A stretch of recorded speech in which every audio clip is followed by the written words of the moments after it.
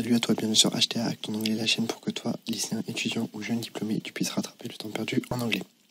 Je te retrouve aujourd'hui dans une nouvelle vidéo dans laquelle on va parler des mots aux usages multiples. Donc c'est des mots que tu retrouves souvent et qui ont plusieurs sens. Donc ça peut gêner ta compréhension. C'est pour ça qu'on va s'attarder dessus dans cette vidéo et sur d'autres dans celle d'après. Aujourd'hui, on va voir plus particulièrement ever, all, last et little. Commençons tout de suite par ever.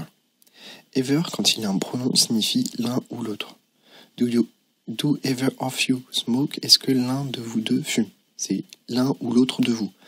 J'attire ton attention sur le fait que quand tu as un pronom personnel, après ever, tu dois obligatoirement mettre off entre les deux. Dans cet exemple-là, c'est le cas. Do ever of you? Parce que tu as you, tu mets off. D'accord? N'oublie jamais qu'un pronom remplace un nom. Également, c'est quelque chose qu'on a vu dans une autre vidéo.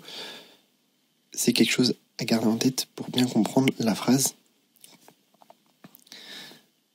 Voilà. Donc maintenant, ever peut signifier chaque. On either side, de chaque côté. Alors encore une fois, je ne suis pas rentré dans tous les détails parce qu'il y a plein de sens. Pour chacun des mots qu'on va voir, tu le verras, je suis allé à l'essentiel. Et dans d'autres vidéos, on rentrera plus dans les détails. Ever signifie enfin non plus après une phrase négative. Par exemple, he does not know the answer and she does not ever. Il ne connaît pas la réponse et elle non plus.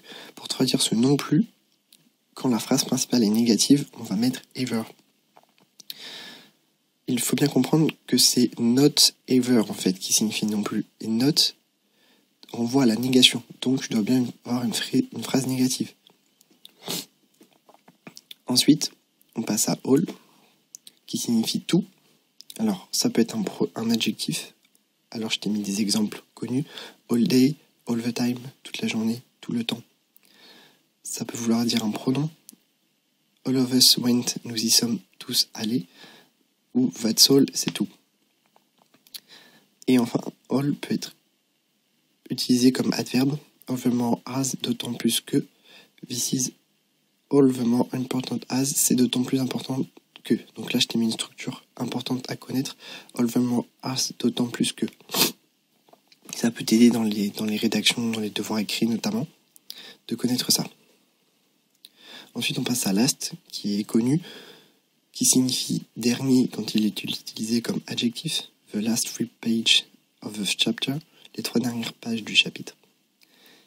En dernier, quand il est utilisé comme adverbe, he arrived last, il est arrivé en dernier. Et enfin, le sens qui est peut-être le moins connu de last, c'est la dernière fois, quand il est utilisé également en tant qu'adverbe. When I last saw him, he was wearing a blue shirt. La dernière fois que je l'ai vu, il portait une chemise bleue. Donc, travaille bien les sens que tu ne connais pas surtout. Cette vidéo t'aura également permis de revoir les sens que tu connais, mais travaille bien les sens que tu ne connais pas. Enfin, little, qui signifie petit. Alors, little, il est un peu traite parce que tu le retrouves souvent, il n'a jamais le même sens. Donc, j'ai voulu faire un petit point, mais comme je te l'ai déjà dit, je ne suis pas allé dans tous les détails. Donc, petit quand c'est un adjectif. Her little brother John, son petit frère John, classique. Rien à dire là-dessus. Là, ça commence à se compliquer un peu. Little signifie également peu de. We have little money, nous avons peu d'argent. Ne t'inquiète pas, je te ferai une vidéo sur little, a few, few. Parce que c'est ça, quand tu rajoutes many, much, je perds tout le monde et j'étais perdu aussi jusqu'à il n'y a pas longtemps. Donc je ferai une vidéo aussi là-dessus, ne t'inquiète pas. Le dernier sens de little qu'on va étudier, c'est qu'il signifie un peu quand il est utilisé comme pronom. C'est-à-dire qu'il va remplacer un nom, quoi. Try to persuade her to eat a little. Essaye de la persuader de manger un peu. Donc voilà, j'espère que cette vidéo t'a plu. Si tu as des questions, n'hésite pas à me contacter via ma page Facebook ou en remplissant le formulaire que je t'ai mis en dessous de la vidéo. Et je te retrouve demain pour une autre vidéo. Je te souhaite une bonne journée.